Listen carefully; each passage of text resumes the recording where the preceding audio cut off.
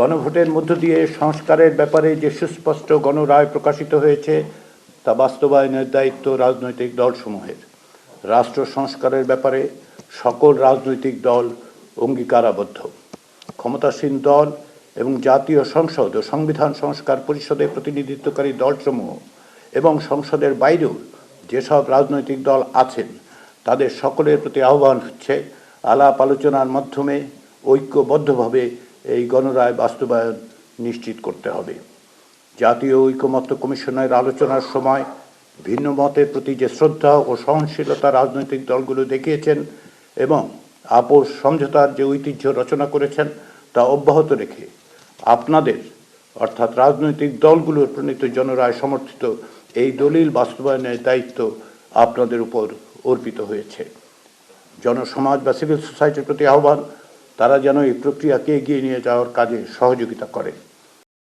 প্রতিদিনের ইফতারে চাই স্বাস্থ্যসম্মত ও মচমচে রুচি মুড়ি। আমরা বিশেষভাবে তরুণদের প্রতি আহ্বান জানাই, ভবিষ্যতের বাংলাদেশ আপনাদের, সেই বাংলাদেশ গঠনের কাজে অগ্রণী হন। সেই সঙ্গে ত্রয়োদশ জাতীয় সংসদ নির্বাচনে বিজয়ী নূতন সংসদ সদস্যদের এবং সংশ্লিষ্ট রাজনৈতিক দলগুলোকে অভিনন্দন জানাই। এছাড়া দীর্ঘদিন পর একটি সত্যিকারের নির্বাচনে ব্যাপকভাবে অংশগ্রহণের মধ্য দিয়ে সকল ধরনের ষড়যন্ত্র ও সহিংসতার আশঙ্কাকে নস্যাৎ করে দেওয়ার জন্য নির্বাচন প্রক্রিয়ায় অংশগ্রহণকারী জনসাধারণকেও আন্তরিক অভিনন্দন। এখন পর্যন্ত জাতীয় সংসদের নির্বাচনের যে সংখ্যা এবং হার দেখানো হচ্ছে সেটা সবগুলো আসনের নয়। এখন পর্যন্ত 3টি আসনের যুক্ত করা হয়নি, 297টি।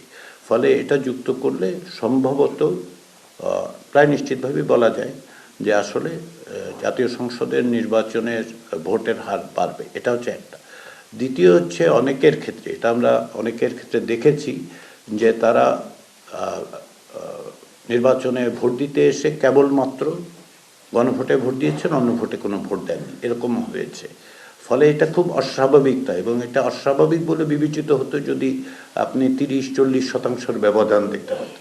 2-1% ব্যবধান, বিশেষ করে 3টি আসনের যখন, আমার ধারণা যে 300 আসনের যখন ফলাফল বেরোবে, অন্ততপক্ষে 299টি আসনের ফলাফল বেরোলে হয়তো এটাই দেখা যাবে যে প্রায় সমান বা হয়তো একটু বেশিও হতে পারে এই সংসদ নির্বাচনের ভোটে। জুলাই জাতীয় সনদ বাস্তবায়ন সংবিধান সংস্কার আদেশ 2025-এ যেটা সুস্পষ্টভাবে বলা হয়েছে সেটা হচ্ছে এই যে জাতীয় সংসদের নির্বাচিত সদস্যদের দ্বারাই সংবিধান সংস্কার পরিষদ গঠিত হবে এবং জাতীয় সংসদের নির্বাচিত সদস্যরা দুটো শপথ গ্রহণ করবেন।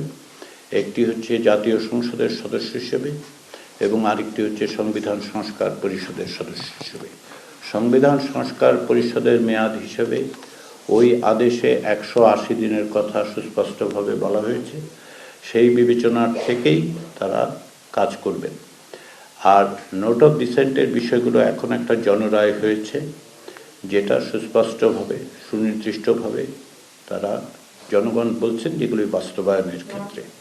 তবে নোট অফ ডিসেন্টের বিষয়গুলো সহ অন্যান্য অনেক বিষয়ই আছে যেগুলো যারা নির্বাচিত হয়েছেন, সংখ্যাগরিষ্ঠ দল হিসেবে যারা নির্বাচিত হয়েছেন এবং যারা অন্যান্য সদস্য এবং দল আছেন, আমরা আশা করি যে তারা যে অঙ্গীকার করেছেন সেই অঙ্গীকারের ভিত্তিতে জুলাই জাতীয় সনদ বাস্তবায়নের আদেশের আলোকে তারা তাদের পদক্ষেপ গ্রহণ করবেন।